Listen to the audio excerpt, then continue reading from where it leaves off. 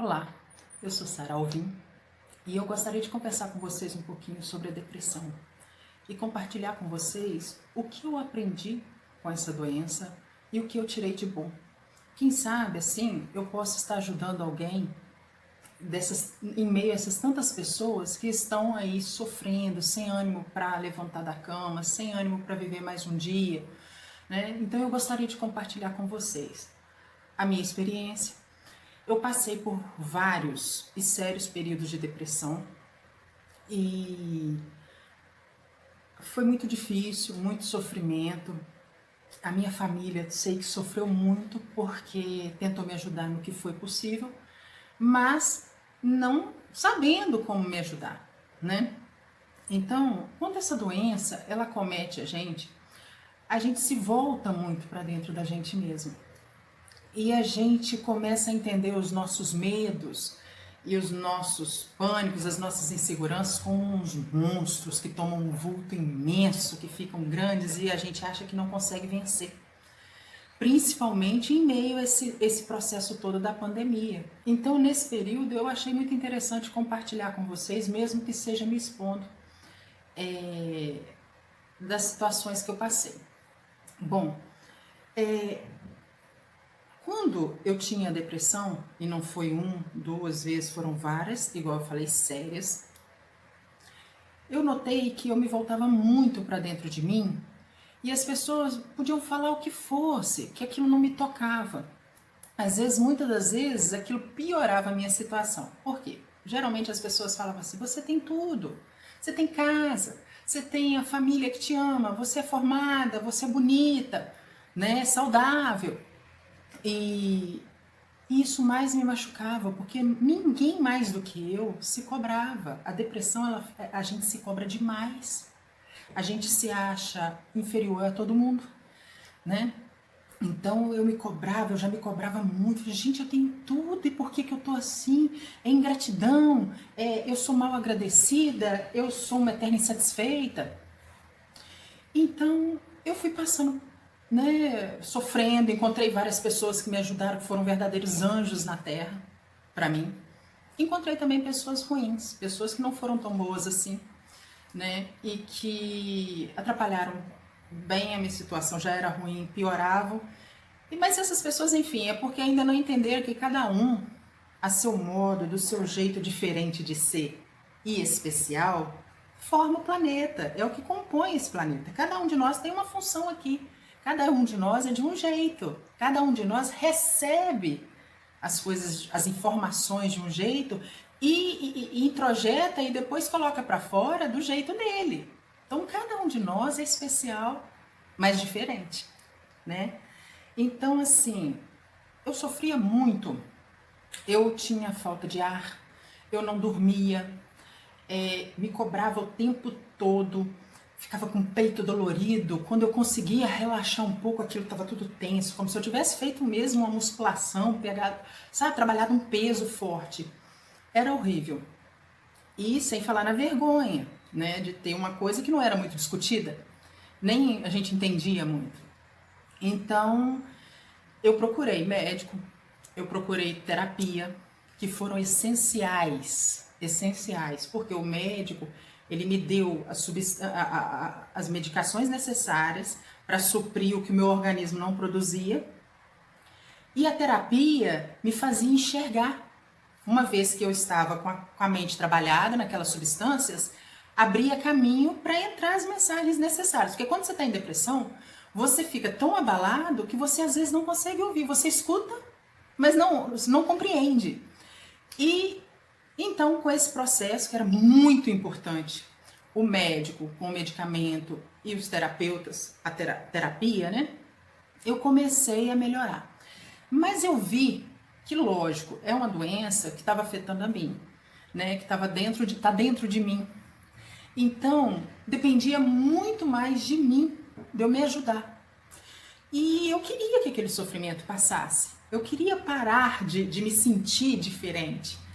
E eu comecei a estudar, fazer curso, buscar reportagens, procurar coisas que me faziam sentir bem, que me faziam sentir uma tranquilidade, que me faziam sentir um alívio daquele sofrimento. Então, eu comecei a procurar coisas que supriam, que me faziam com que o meu organismo produzisse dopamina, serotonina, asnina, tudo que eu não tinha, né, que eu precisava. Então, eu comecei a ver que eu tinha que tirar o foco de dentro de mim. Eu tinha que começar a olhar para fora, olhar para as coisas que estavam acontecendo ao meu redor, que assim eu tirava o foco daquele sofrimento e começava a enxergar novas coisas, novas oportunidades. Eu falo muito isso assim com as pessoas que às vezes eu tenho oportunidade e quero ajudar, para elas olharem assim as paisagens, olhar para o horizonte, para o cérebro. É importante isso. Eu não sei explicar cientificamente, mas isso é importante, se abrir a visão, né? Então eu comecei a olhar para fora de mim e comecei a ver que ali estava a minha saída, ali estava o meu alívio. E nesse período, uma senhora espírita me sugeriu: por que você não vai ser uma voluntária ajudando as crianças de uma determinada creche, crianças carentes? E eu resolvi. Eu estava sofrendo tanto, mas tanto, e aquilo ia se prorrogando. Eu achava que daqui um tempo eu estava melhor, que quando passasse aquele período eu estaria melhor, e não melhorava. Então eu sempre estava com medo que ia voltar aquela crise.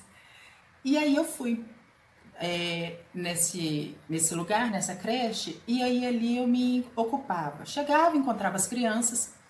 Então, às vezes eu brincava com as crianças, contava história, às vezes passava roupinha delas, às vezes estava na hora de ir para a escola, que era a hora que eu podia ir lá, aí eu dava o banhozinho, aprontava para eles irem para a aula.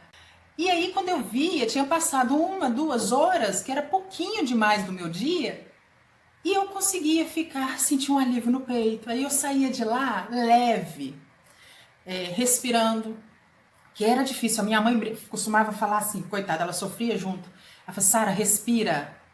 Porque eu ficava assim. Aí eu fechava e não notava que eu estava sem ar, porque eu estava presa ali dentro. Então, aquelas 2 horinhas, 1h30, eu saía respirando.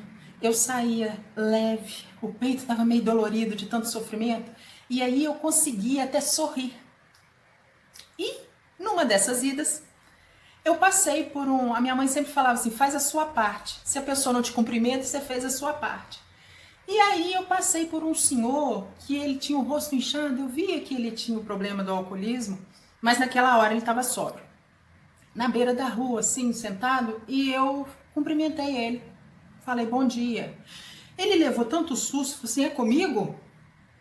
Eu falei: é, com o senhor, bom dia. Ele virou e falou assim: ninguém me dá bom dia. Obrigado, bom dia para você também. Passou. Aquilo me deu uma sensação tão gostosa. E eu já tinha o hábito, sempre assim, de idoso, eu cumprimentar. E comecei a cumprimentar as pessoas que eu via que estavam mais à margem. Igual esses que tinham problema do alcoolismo, mendigo. Lógico, que eu notava que tinha perigo, eu não aproximava muito. Mas quem eu via estava passando por ali, não me custava dar um sorriso sincero e falar oi.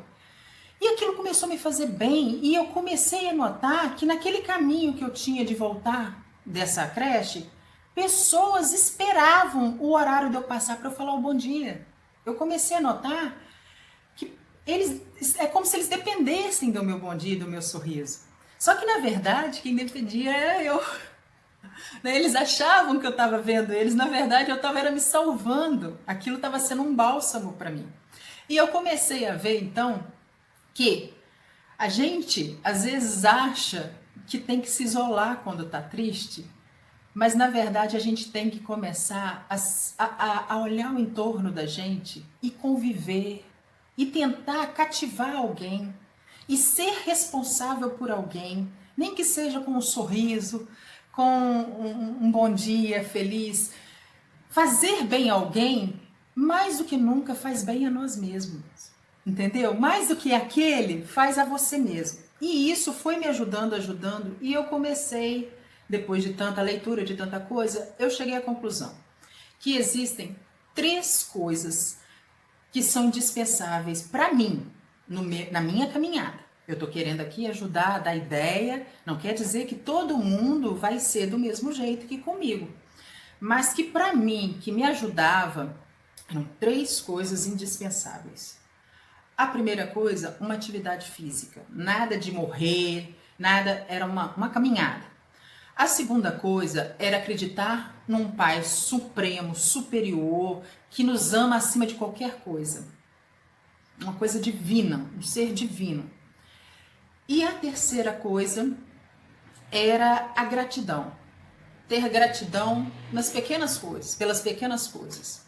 Então, todos os dias, eu caminhava, seja numa praça, à beira de um rio, eu me concentrava na natureza, em respirar fundo, em ouvir os barulhos dos pássaros, olhar para as plantas, olhar para as árvores, mesmo que na beirada do rio tivesse muito movimento de carro, eu evitava olhar para aquele movimento que era coisa corriqueira, sem sentimento, do corre-corre do dia a dia.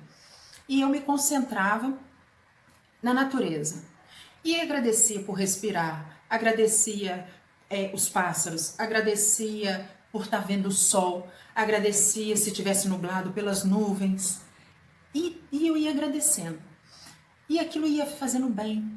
Uma coisa assim, muito agradável, que o meu corpo pedia por aquele momento durante um certo período.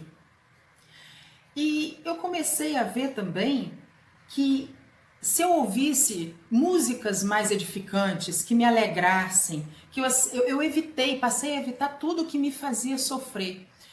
Notícia ruim, quem matou quem morreu, quem foi preso, político roubou, tudo que me fazia angústia, que me trazia sofrimento, que me trazia revolta, eu parei de ver. Eu parei de ouvir músicas, já não ouvia, mas assim, eu me dei o direito de falar assim, ó, isso não faz bem pra mim, isso eu não vou fazer.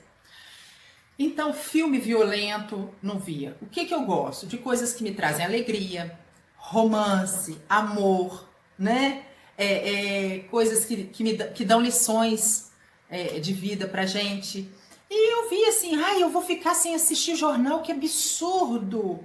Não. O que eu tenho que saber, o que eu tenho que vai me fazer bem, vem até mim.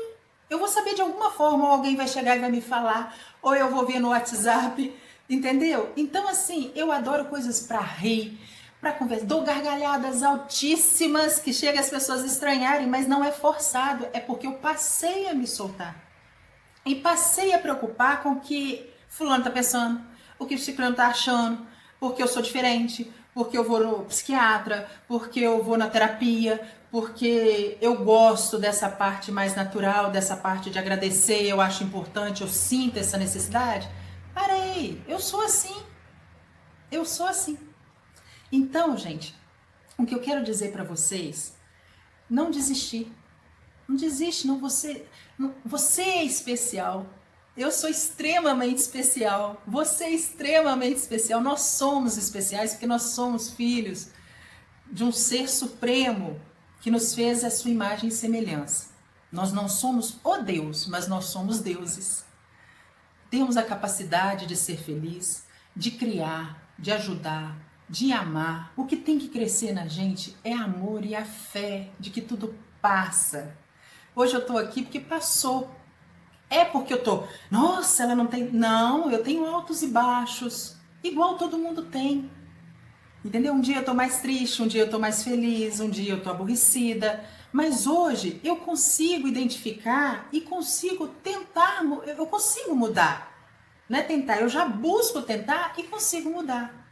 Essa vibração, esses pensamentos, esse sentimento de inferioridade, de que não vai conseguir, porque não é real. O que é real é que nós temos que crescer mesmo no amor com a gente mesmo, no amor com o nosso próximo, né? E com isso eu termino desejando a vocês um abraço muito carinhoso, muito fraterno. E se vocês caírem, levantem-se, não desistam. A vida é isso, é a gente em ciclo. Um dia a gente tá bem, um dia a gente tá menos. Aí dá a volta de novo, já tá lá em cima de novo. A vida é assim, até pra gente dar valor às coisas boas. A gente não saberia o que é bom se não conhecesse o ruim. Então é isso. Um grande abraço. Um prazer estar com você.